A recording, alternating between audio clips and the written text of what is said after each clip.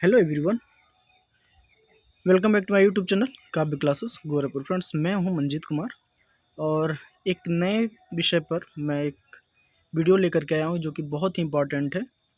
अगर जो हम बात कर लें तो टीजीटी और पीजीटी की तैयारी करने वाले स्टूडेंट्स के लिए ये वीडियो तो है ही, और इसके अलावा कॉम्पिटिटिव एग्ज़ाम की तैयारी करने वाले जो भी स्टूडेंट्स हैं उन सभी के लिए ये वीडियो बहुत ही महत्वपूर्ण है।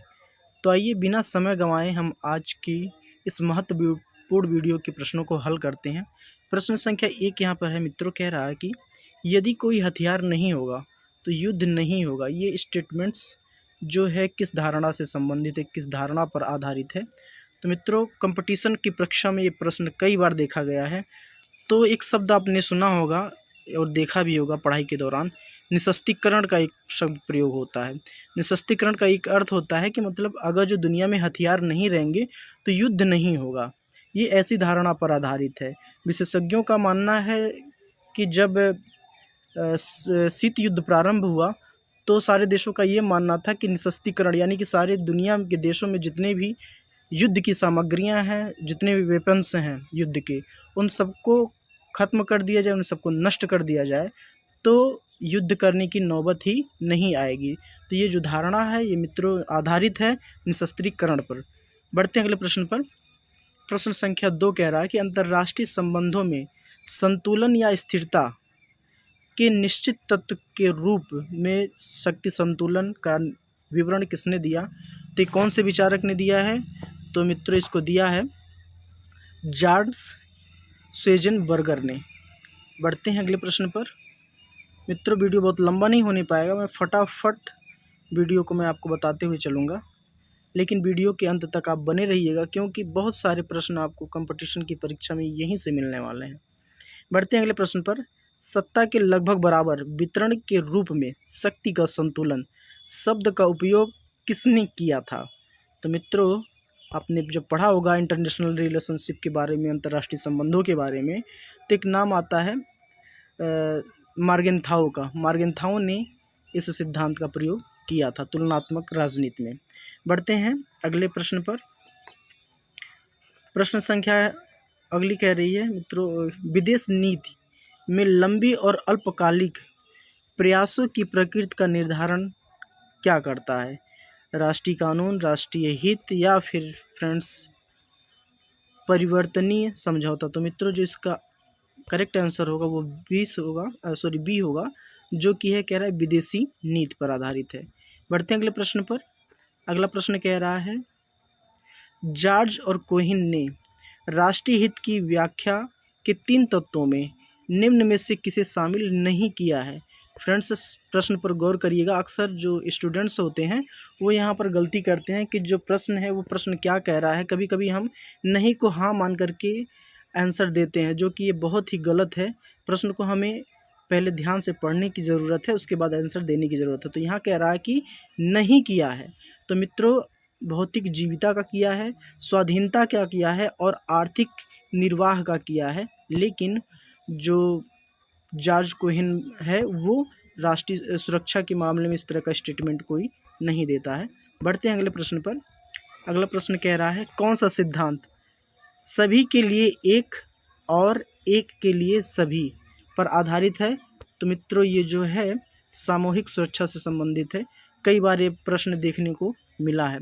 बढ़ते हैं अगले प्रश्न पर। अगला प्रश्न कह रहा है मित्रों, कौन सा हित प्राथमिक और अस्थाई दोनों हितों से उभर सकता है? तो मित्रों ये जो इसका करेक्ट आंसर होगा वो होगा ऑप्शन नंबर 1, परिवर्तनीय हित। बढ़ते हैं अगले प्रश्न पर। अगला प्रश्न कह रहा है समत्व और असमत्व में निरंतर परिवर्तन होने वाला निम्न में से क्या है? तो मित्रों ये जो है शक्ति का संतुलन। तो शक्ति के संतुलन की यहाँ पर बात कर रहा है, यही करेक्ट आंसर होगा। बढ़ते हैं अगले प्रश्न पर।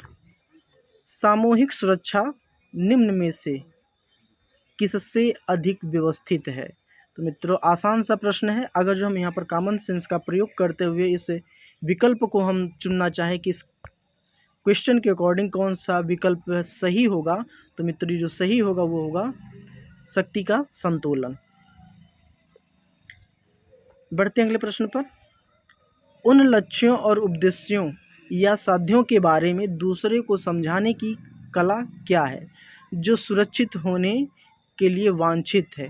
तो मित्रों, ये जो ज़रूरी है, इसका जो सबसे ज़रूरी है कि लक्ष्यों और उद्देश्यों के बारे में दूसरों को समझाने की जो कला है वो प्रचार प्रसार से संबंधित है। हम राष्ट्रीय हित को सुरक्षित तभी रख सकते हैं जब हम उसका प्रचार प्रसार बड़े पैमाने पर विश्व स्तरीय लेवल पर करें। बढ़ते हैं अगले प्रश्न पर। अगला प्रश्न संख्या 11 है मित्रों। कह रहा है कि शक्ति संतुलन व्यवस्था में संतुलन का सबसे अधिक इस्तेमाल किया जाने वाला साधन है। तो मित्रों, शक्ति संतुलन में अगर जो सबसे अधिक प्रयोग किया जाने वाला जो साधन है वो होता है सहसंबंध, यानी कि हम एक दूसरे देश के साथ सहसहयोग का संबंध रखें, तभी शक्ति संतुलन का अधिक से अधिक प्रयोग किया जा सकता है, तभी दुनिया में शांति कायम रह सकती है। बढ़ते हैं अगले प्रश्न पर। अगला प्रश्न कह रहा है मित्रों, किस वर्ष रूस ने घोषणा की कि अब वह नाटो के हथियारों को लक्षित नहीं करेगा? तो मित्रों, वह नाटो को हथियारों को लक्षित करने से 1997 में मना कर दिया था। बढ़ते अगले प्रश्न पर। निम्न में किन देशों के मध्य फर्क का विवाद है? बहुत आसान सा प्रश्न है और बहुत ही पॉपुलर प्रश्न है, अक्सर कंपटीशन के परीक्षा में देखने को मिलता है। फर्क का विवाद जो है वो भारत और बांग्लादेश में है, और मित्रों इसका जो ऑप्शन होगा वो भारत और बांग्लादेश। फर्क का विवाद भारत और बांग्लादेश के पानी के बंटवारे को लेकर के विवाद है।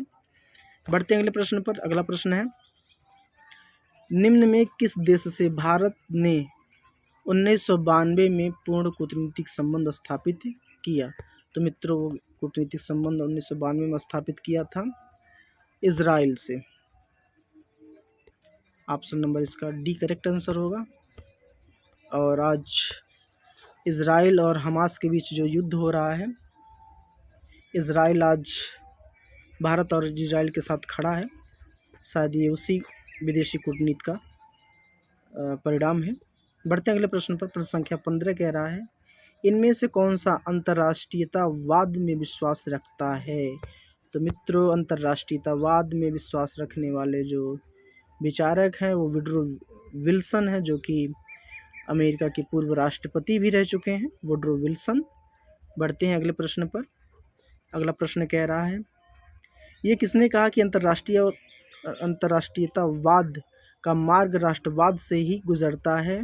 तो इस तरह का जो स्टेटमेंट दिया है मित्रों, ए.ई. जिम्मर्मन ने दिया है। बढ़ते अगले प्रश्न पर। अगला प्रश्न कह रहा है कि 1688 में गौरवपूर्ण क्रांति का संबंध निम्न में से किस देश से है? तो मित्रों, ये बहुत ही पॉपुलर प्रश्न है और निश्चित रूप से ये प्रश्न कई बार देखने को मिलता है। तो इसका जो संबंध है मित्रों वो इंग्लैंड से है। बढ़ते अगले प्रश्न पर। यह एक दैत्य सो रहा है, उसको सोने दो, क्योंकि यदि जब वो जागेगा तो पूरी दुनिया हिला देगा। ये स्टेटमेंट किस देश के बारे में कहा गया है? तो मित्रों, ये चीन के बारे में कहा गया है। बढ़ते हैं अगले प्रश्न पर मित्रों। अगला प्रश्न है, फ्रांस की राज्य क्रांति का स्वरूप था? तो मित्रों, क्या सर्वहारा वर्ग था, बुर्जुआ वर्ग था, या फिर समाजवाद या नव लोकतंत्र? तो मित्रों, बुर्जुआ वर्ग था। ये उसको बुर्जुआ वर्ग को ही मध्यम वर्ग कहा जाता है। बढ़ते अगले प्रश्न पर। ये मित्रों कथन और कारण से संबंधित प्रश्न है। इस तरह के प्रश्न 2-3 प्रश्न अक्सर देखने को मिलते हैं। प्रश्न देखते हैं क्या कह रहा है। कथन ये है, यह मानने के लिए कारण है कि राष्ट्र अब समाप्त की ओर है। तो दूसरा कारण बता रहा है आर जो है, राष्ट्रवाद के कारण नए राज्यों का जन्म, साम्राज्यों के विघटन और सीमाओं का पुनर्निर्धारण हुआ है। तो मित्रों, ये जो स्टेटमेंट है दोनों ही गलत हैं, तो हम इस पे ऑप्शन नंबर डी के साथ जा सकते हैं। बढ़ते हैं अगले क्वेश्चन पे, और इस वीडियो का ये अंतिम क्वेश्चन होगा मित्रों। क्वेश्चन कह रहा है कि विकासशील देशों में अल्प विकास का कारण है। क्या कारण है? तो आइए गेस करते हैं। अगर जो हम थोड़ा सा प्रेजेंट ऑफ माइंड का प्रयोग करेंगे और प्रश्न पर थोड़ा सा चिंतन करेंगे तो हमें इसका जो आंसर है वो निकल करके हमारे सामने आएगा। पहले तो हम प्रश्न को समझते हैं। विकासशील देशों की बात कर रहा है, न कि विकसित देशों की बात कर रहा है। तो वहाँ पर अल्प विकास के क्या कारण, यानी कि जो विकास कम हुआ है उनके विकास कम होने का क्या कारण दिखाई देता है। तो ढांचागत विविधताओं का अभाव, परंपरागत कृषि, दक्ष एवं ईमानदार प्रशासकों का अभाव। तो मित्रों हम ये तीनों कारण दिखाई देते हैं। इसका जो ऑप्शन हो जाएगा वो ऑप्शन नंबर डी होगा कि इनमें सभी। तो मित्रों ये था आज का वीडियो अच्छा लगा हो तो लाइक कमेंट तथा शेयर करें। मिलते हैं अगले कुछ इंटरेस्टिंग वीडियो के साथ, तब तक के लिए जय हिंद, वंदे मातरम।